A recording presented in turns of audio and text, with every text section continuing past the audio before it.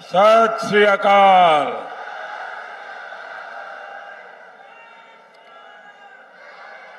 मैं बहुत खुशकिस्मत हाँ कि श्री गुरु तेग बहादुर जी ये पावन चरण छो स्थान अते श्री काली माता जी दे पावन स्थान पटियाला तो मैनू अपने पंजाब दौरे की शुरुआत करने का मौका मिलिया है।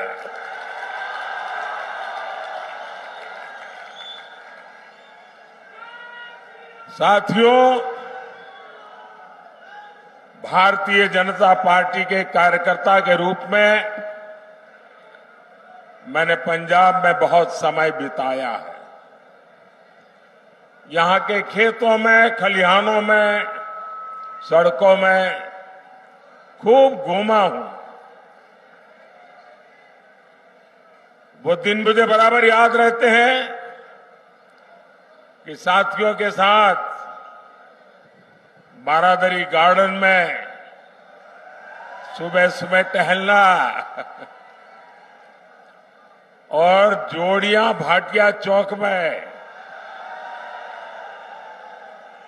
साथियों से गप मारना, सारी पुरानी यादें। और मैं देख रहा हूं आज मुझे काफी पुराने साथियों के दर्शन करने का भी अवसर मिला है। जब भी मैं पंजाब आता हूं, पंजाब से ये स्नेह और बढ़ जाता है। साथियों, देश में 5 चरणों का चुनाव हो चुका है और जनता जनार्दन ने मोहर लगा दी है कि फिर एक बार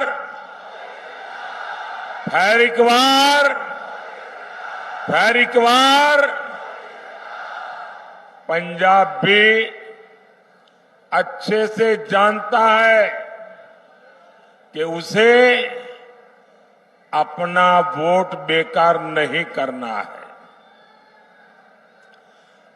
और आप तो जानते हैं, वोट उसे दीजिए जो सरकार बनाए,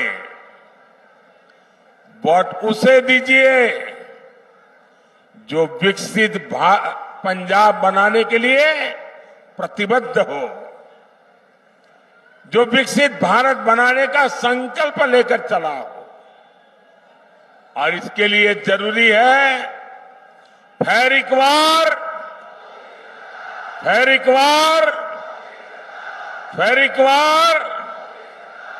भाइयों बहनों, 24 का ये चुनाव देश का चुनाव है। देश को मजबूत बनाने का चुनाव है और देश के सामने एक तरफ भाजपा और एनडीए है, दूसरी तरफ भ्रष्टाचारियों का इंडी गठबंधन है। इंडी गठबंधन जिसके पास न नेता है न नियत है। एक तरफ मोदी है जो लड़ाकू विमान से लेकर एयरक्राफ्ट कैरियर तक भारत में बना रहा है। दूसरी तरफ इंडी गठबंधन है जो लिखित रूप में कहता है कि हमारे परमाणु हथियारों तक को समाप्त कर देना चाहिए। आज बुद्ध पूर्णिमा है। आज ही के दिन, बुद्ध पूर्णिमा के दिन, भारत ने अणु विस्फोट करके अपनी ताकत का परिचय करवाया था। साथियों, एक तरफ आतंकवादियों को घर में घुसकर मारने का साहस, दूसरी तरफ इंडी वाले हैं जो आतंकवादियों के एनकाउंटर पर आंसू बहाते हैं। एक तरफ मोदी सरकार है जिसने 10 साल में 25 करोड़ लोगों को गरीबी से बाहर निकाला है। वहीं दूसरी तरफ इंडी गठबंधन है जो कहता है कि आपकी कमाई, आपके खेत खलिहान का आधा हिस्सा छीन लेगा। इंडी गठबंधन समाज को, देश को बांटना चाहता है, लेकिन मोदी भारत को विकसित भारत बनाना चाहता है। और इसलिए मैं आज पंजाब की धरती पर पंजाब के मेरे भाई बहनों से मैं आज आशीर्वाद मांगने आया हूं। गुरुओं की भूमि पर सर झुका करके आशीर्वाद मांगने के लिए आया हूं।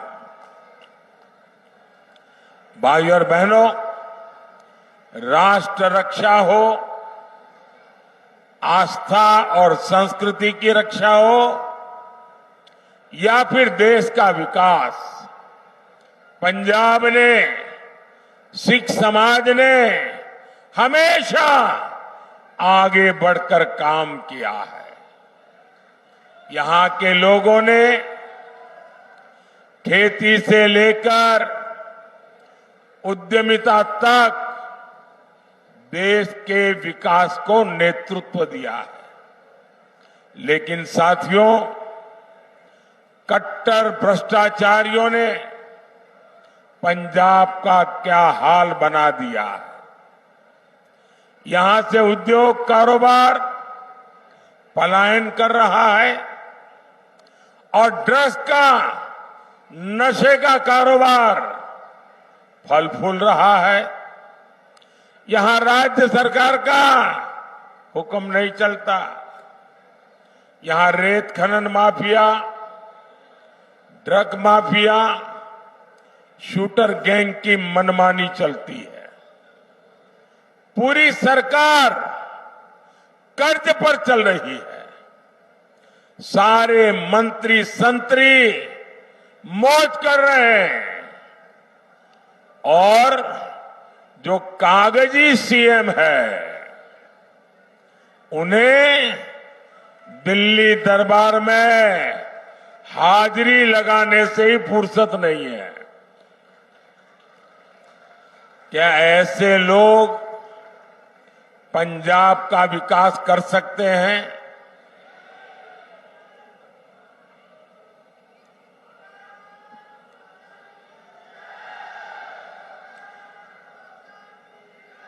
भाइयों और बहनों, यहां पंजाब में दिखावे के लिए दिल्ली की कट्टर भ्रष्टाचारी पार्टी और सिख दंगे के दोषी पार्टी आमने सामने लड़ने का नाटक कर रहे हैं। लेकिन सच्चाई यही है कि पंजाब और झाड़ू पार्टियां दो है, लेकिन दुकान एक ही है। यहां के लोग कुछ भी बयान दें, लेकिन दिल्ली में एक दूसरे को कंधे पर उठाकर नाच रहे हैं। और इसलिए मैं पंजाब के लोगों को प्रार्थना करता हूं कि इनसे सावधान रहना है।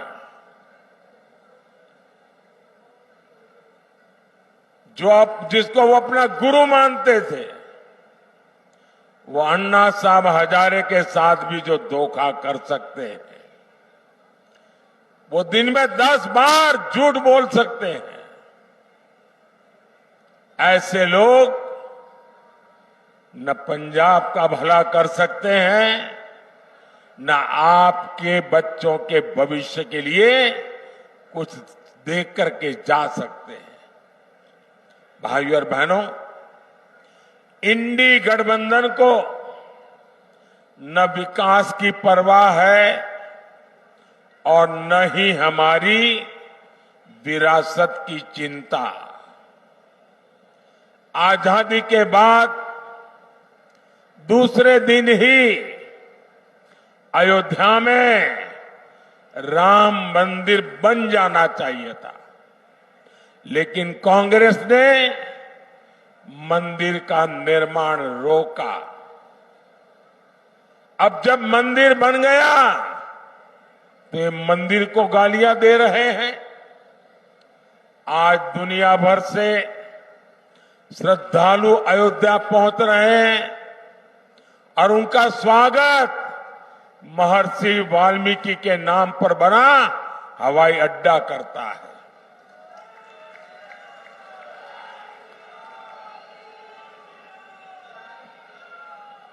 लेकिन इन्हें हर उस बात से नफरत है जिससे हमारी आस्था का सम्मान होता हो। साथियों, ये इंडी गठबंधन वाले गौर सांप्रदायिक है, ये गौर जातिवादी है, ये गौर परिवारवादी है। सत्ता के लिए ये किसी को भी धोखा दे सकते हैं। साथियों, यही कांग्रेस है जिसने सत्ता के लिए देश का बंटवारा किया, और बंटवारा भी ऐसा किया कि 70 साल तक हमें करतारपुर साहिब को दूरबीन से दर्शन करने पड़ते थे, और हर कोई इंसान अपमान महसूस करता है। मैं कांग्रेस वालों को कहता हूं कि जब बांग्लादेश की लड़ाई हुई, 90,000 से ज्यादा पाकिस्तान के सैनिक सरेंडर कर चुके थे। 90,000 से ज्यादा पाकिस्तानी सैनिक हमारे कब्जे में थे। हुकुम का पत्ता हमारे हाथ में था। और साथियों, मैं विश्वास से कहता हूं, अगर उस समय मोदी होता,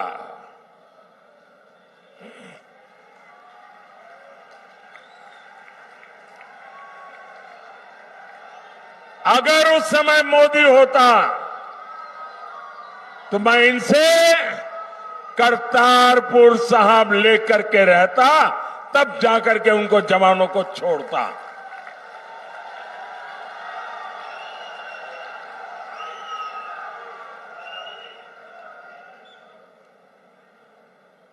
वो तो नहीं कर पाए,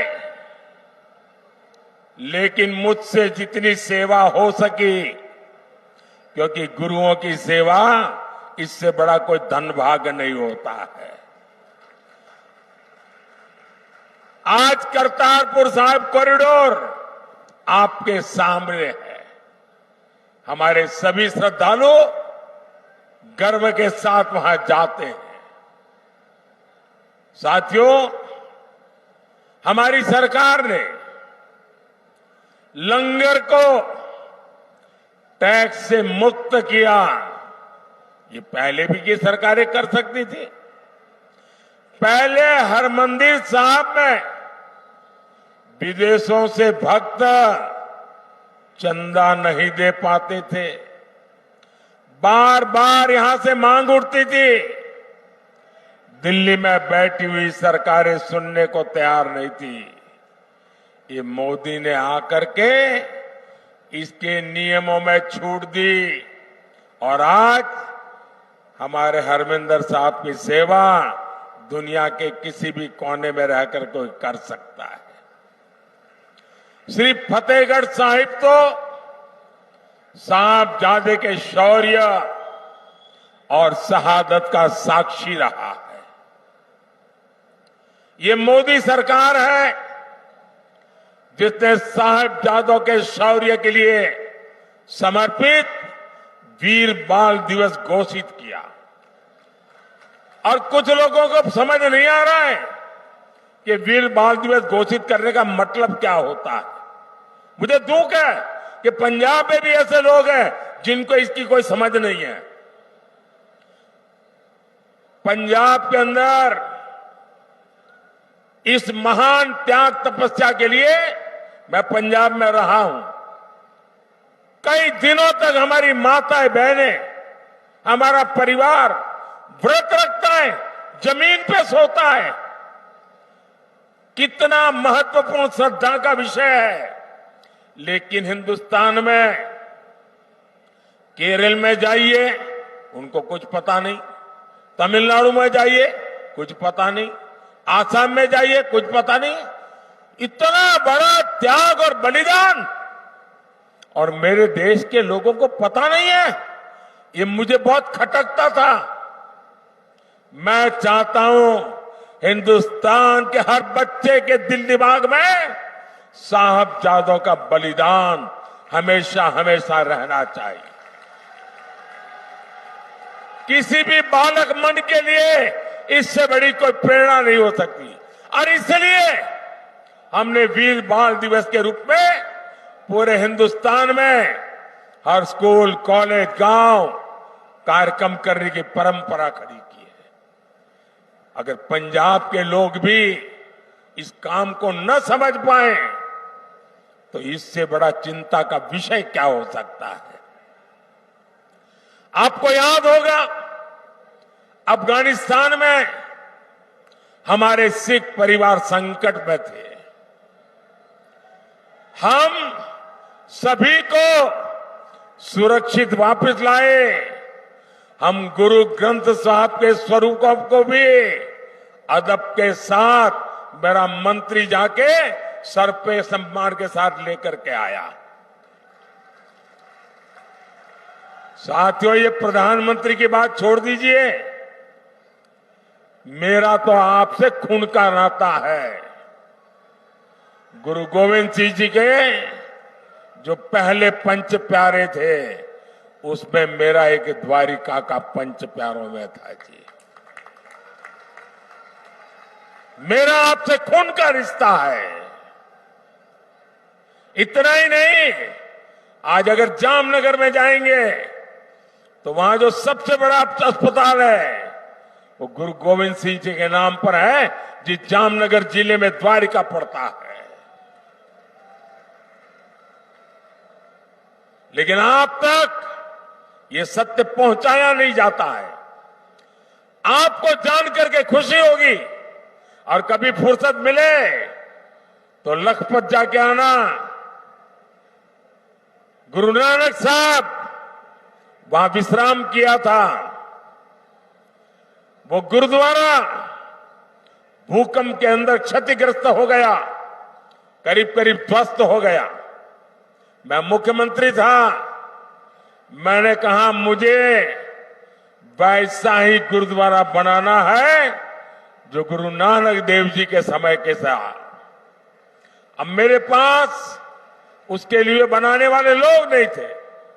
मैंने देश भर में खोजा, उसके लिए मैं मिट्टी लाया, उन आर्टिजन को लाया जो बना सकते थे।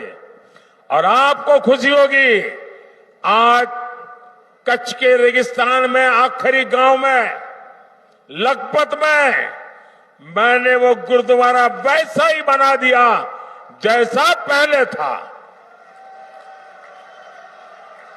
और आज उसका मैं विस्तार भी कर रहा हूं। वहां कोई वोट नहीं है। ये वोट के लिए मोदी नहीं करता है, श्रद्धा है इसलिए कर रहा है।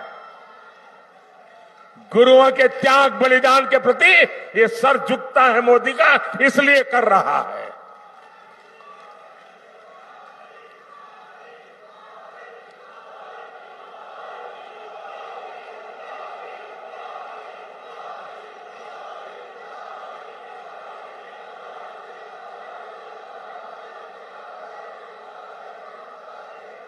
सबका साथ, सबका विकास की यही भावना बीजेपी एनडीए की पहचान है। भाइयों और बहनों, इंडी गठबंधन वालों के लिए अपने वोट बैंक का तुष्टीकरण ही सबसे बड़ा लक्ष्य है। बंटवारे से पीड़ित दलित भाई बहनों को, सिख भाई बहनों को मोदी भारत की नागरिकता दे रहा है। आप सोचिए, आजादी के इतने साल हुए, मेरे सैकड़ों सिख परिवार है जिनको नागरिकता नहीं दी गई, और आप थोकबंद वोट देते रहे। क्या पाया आप लोगों ने? सोचिए, साफ साफ बात करने वाला कोई मिलेगा नहीं आपको। और इसलिए आज मैं कह रहा हूं, ये लोग सीए का विरोध करते हैं। अगर सीए का विरोध करेंगे तो ये मेरे सिख भाई बहन जो पाकिस्तान में, बांग्लादेश में, अन्य देशों में प्रताड़ित होते हैं, वापस आते हैं, कौन संभालेगा उनको? मैं उसे मेरा कर्तव्य मानता हूं और इसलिए मैंने उनको नागरिकता देने का कानून बनाया है, वोट पाने के लिए नहीं बनाया है।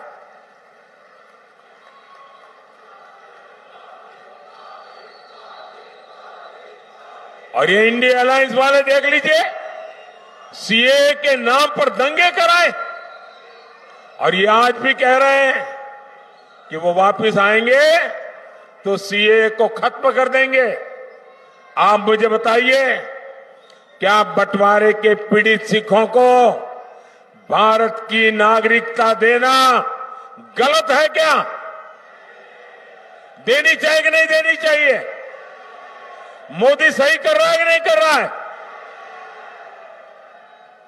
साथियों, गुरुओं ने हमें सामाजिक न्याय की सीख दी है।